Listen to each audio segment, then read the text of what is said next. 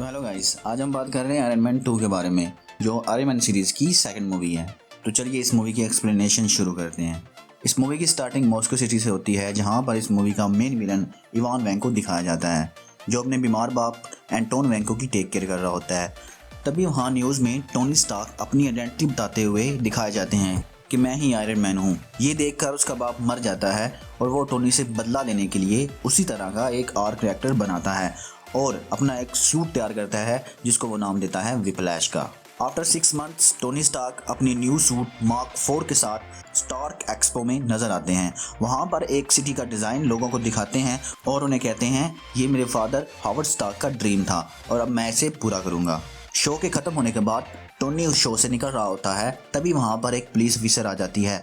वो टोनी से कहती है आपको सुबह कोर्ट में हाजिरी देनी होगी। अगले दिन टोनी कोर्ट में हाजिर हो जाता है तो सेनेटर उसे कहते हैं तुम्हारे आयरन सूट एक बहुत ही हाईटेक और एडवांस टेक्नोलॉजी है, जिससे हमारी आर्मी के जवान ट्रेनिंग लेकर जंग में कामयाब हो सकते हैं।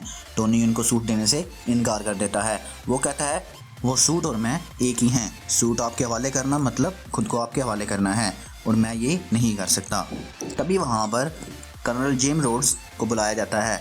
उनको सेनेटर फाइल का एक खास हिस्सा पढ़ने को बोलते हैं, जिसमें लिखा होता है टोनी को सूट यूएस आर्मी के हवाले कर देना चाहिए, बट टोनी नहीं करता। तभी सेनेटर वहाँ पर एक वेपन एक्सपर्ट जस्टिन हैमर को बुलाते हैं। ये बंदा एक्सपर्ट तो बिल्कुल नहीं होता मेरी नज़र में। हैमर साइंटिस्ट की बात से एग्री था कि सूट एक अयाश और अमीरजादे के पास नहीं होना चाहिए। ये बहुत खतरनाक चीज़ है, इसको गवर्नमेंट के अंडर होना चाहिए। इतने में टोनी अपनी डिवाइस से डेटाबेस हैक करके हैमर इंडस्ट्रीज के सूट के एक्सपेरिमेंट एक स्क्रीन पर दिखाता है, जिससे जस्टिन हैमर की एक्सपर्ट होने का अंदाज़ा आप लगा सकते हैं। इसलिए वो आयरन मैन के सूट को लेकर उस पर एक्सपेरिमेंट करना चाहता था, ताकि उसको यूएस आर्मी का 3 साल का कॉन्ट्रैक्ट मिल सके। इसके साथ टोनी इस कोर्ट से निकलते वक्त कहता है मेरा एहसान है आप लोगों पर, मैंने देश को न्यूक्लियर हमलों से बचाया है और मैं इसमें कामयाब हूँ। मेरा सूट आपको चाहिए वो नहीं मिल सकता।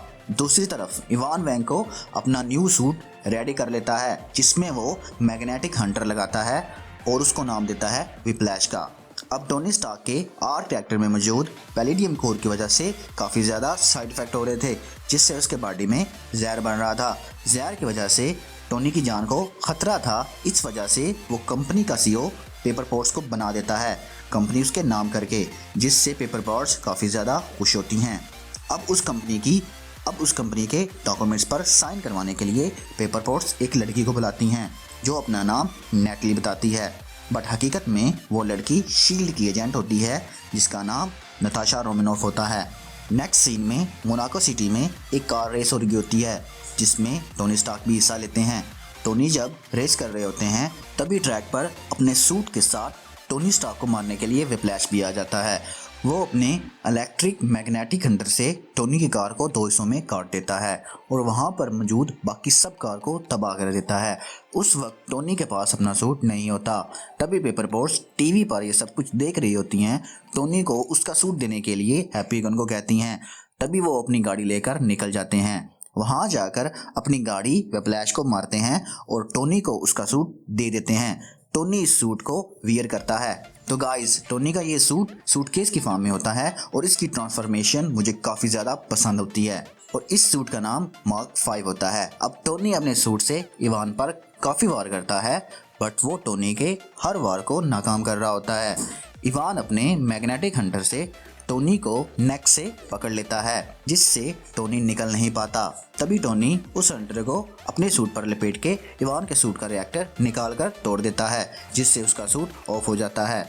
अब पुलिस वाले इवान को पकड़कर ले जाते हैं। टोनी स्टार्क इवान से मिलने पुलिस स्टेशन में पहुंच जाता है और वहां जाकर तभी टोनी इवान से कहता है तुम्हारी टेक्नोलॉजी काफ़ी अच्छी थी और ये मज़ीद इम्प्रूव हो सकती थी और तुम इसकी ब्लैक मार्केटिंग करके बहुत से पैसे कमा सकते थे। तब इवान कहता है मुझे इसकी कोई ज़रूरत नहीं, मैं बस तुमको बर्बाद करना चाहता हूँ। टोनी वहाँ से चला जाता है। अब इवान वैंको को जेल से निकालने के लिए वहाँ पर सेम टू सेम उसी तरह का एक आदमी भेजा जाता है, जिसका नंबर भी सेम होता है। इवान इसको मारकर वहाँ से भाग जाता है और वहाँ पर ब्लास्ट होने की वजह से ऐसा लगता है जैसे इवान भी ब्लास्ट में मारा गया हो। इस सब प्लानिंग के पीछे जस्टिन हैमर का हाथ होता है, जिसका ड्रीम था कि मेरे पास टोनी की तरह का आयरन सूट हो, लेकिन वो इतना काबिल नहीं था कि खुद बना ले, इसलिए वो इवान वैंको की हेल्प लेता है। दूसरी तरफ टोनी अपने आर्क रिएक्टर में मौजूद प्लाटिनियम के जहर की वजह से बहुत डिस्टर्ब हो रहा था, जिससे वो काफ़ी ज़्यादा बीमार हो जाता है। तभी वो नताशा रोमानोव से कहता है, अगर ये बर्थडे तुम्हारा आखिरी बर्थडे होता तो तुम इसको किस तरह एंजॉय करती, और वो उसे कहती है जिस तरह मेरी मर्जी होती उसी तरह। तभी टोनी अपना सूट मार्क 6 के साथ पार्टी में आ जाता है, जो उसने अपने घर पर रखी होती है। वहाँ पर कर्नल जेम्स रोड देखते हैं कि टोनी नशे की हालत में पार्टी कर रहा है। अगर इसको ना रोका गया तो किसी न किसी को लाजमी नुकसान पहुंचाएगा। टोनी को रोकने के लिए जेम्स उसी के गराज में जाकर मार्क 2 पहनकर टोनी को वार्निंग देता है कि ये सब कुछ बंद कर दो। टोनी उसको मना कर देता है। तभी उनके दरमियान एक फाइट होती है। एट द एंड वो दोनों लेजर बीम से एक दूसरे पर निशाना लगाते हैं, जिससे एक ब्लास्ट होता है और टोनी का घर भी तबाह हो जाता है। Next day colonel James Rhodes mark 2 लेकर यूएस एयरबेस पहुंच जाते हैं। अब टोनी डोनट के लोगों पर बैठकर डोनट खा रहा होता है। वहाँ पर निक फ्यूरी आ जाते हैं। उनके दरमियान काफ़ी बातें होती हैं। वो बात कर रहे होते हैं, ऊपर से नताशा रोमानोव आ जाती हैं। टोनी उसको इस लिबास में देखकर हैरान हो जाता है और उसे कहता है मुझसे माफ़ी मांग लो। तब नताशा कहती है तुम्हें क्या हो गया है, तुमने अपनी जीएफ को सीईओ बना दिया और अपने दोस्त को अपना सूट इस्तेमाल करने दिया। इसके साथ ब्लैक विडो टोनी की नेक पर एक इंजेक्शन लगाती है, जिससे उसकी बीमारी में कमी आ जाती है। तब निक फ्यूरी टोनी को इसके फादर की प्रॉपर्टी देता है, जिसमें कुछ डॉक्यूमेंट्स होते हैं। टोनी वो क्लिप प्ले करता है और उसमें आवर स्टार्क एक सिटी का डिज़ाइन दिखाता है, जो कि हकीकत में वो सिटी एक आर्क रिएक्टर का डिज़ाइन होता है। तब टोनी उस सिटी के डिज़ाइन को जार्विस की मदद से स्कैन करवाता है और उसके होलोग्राम के एटॉमिक स्ट्रक्चर से एक नए एलिमेंट को ढूंढ ही लेता है। उस एलिमेंट को बनाने के लिए वो अपने गैराज में कुछ सेटअप बिल्ड करता है। फाइनली टोनी प्रैक्टिकल तरीके से पैलेडियम की जगह लेने के लिए एक न्यू एलिमेंट इन्वेंट कर लेता है और ये एलिमेंट पैलेडियम मेटल से काफ़ी ज़्यादा पावरफुल होता है। दूसरी तरफ जस्टिन हैमर इवान वैंको को कॉल करता है और कहता है मेरे साथ सेनेटर आए हैं, उनको ड्रोन्स के कुछ मॉडल्स दिखाने हैं। इवान जस्टिन को ना कर देता है और कहता है मॉडल्स रेडी नहीं हुए। दरअसल इवान वैंको अपने सूट पर काम कर रहा होता है, ना कि ड्रोन्स पे। हैमर गुस्से में वैंको के पास आता है और उससे अपना सब कुछ ले लेता है और उसको कमरे में बंद करके स्टार्क एक्सपो के लिए निकल जाता है। इवान वैंको गार्ड्स को मारकर टोनी को कॉल करता है और उसे कहता है इलेक्ट्रिकल सर्कल दुगनी कर दी है, तुमने ही कहा था दुगनी सर्कल में काफ़ी पावर होती है। तो इसके साथ वो टोनी को लड़ने के लिए ललकारता है। टोनी उसकी लोकेशन ट्रेस करके अपने न्यू सूट मार्क 6 के साथ स्टार्क एक्सपो के इवेंट पे पहुंच जाता है और वहां पर जेम्स को बताता है कि हैमर इवान के साथ काम कर रहा है। तभी जेम्स के सूट को इवान हैक कर लेता है, जो उसने अपडेट किया था। इस वजह से उसको सूट की एक्सेस मिल गई होती है।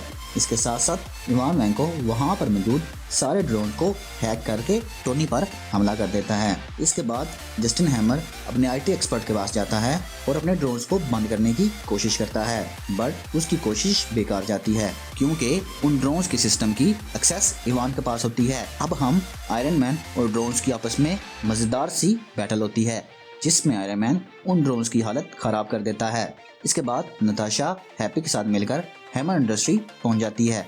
वहां जाकर मेन सिस्टम से वॉर मशीन के प्रोग्राम को ठीक करती है। अब टोनी और रोड्स मिलकर बाकी बचे रोबोट से फाइट करते हैं। दोनों मिलकर उन रोबोट्स का सफाया कर देते हैं।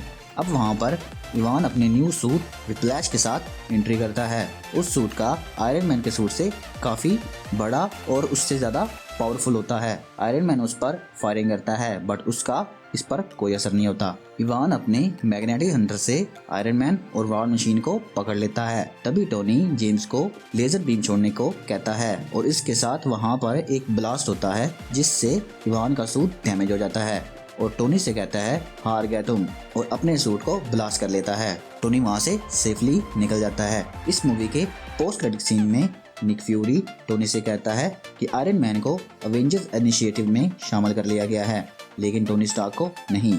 अब अगर तुम इस पर राजी हो तो हम आयरन मैन को अवेंजर इनिशिएटिव में शामिल कर लेते हैं। तो इसी के साथ मूवी का एंड हो जाता है। चैनल को लाइक और सब्सक्राइब लाजमी करें। Okay bye.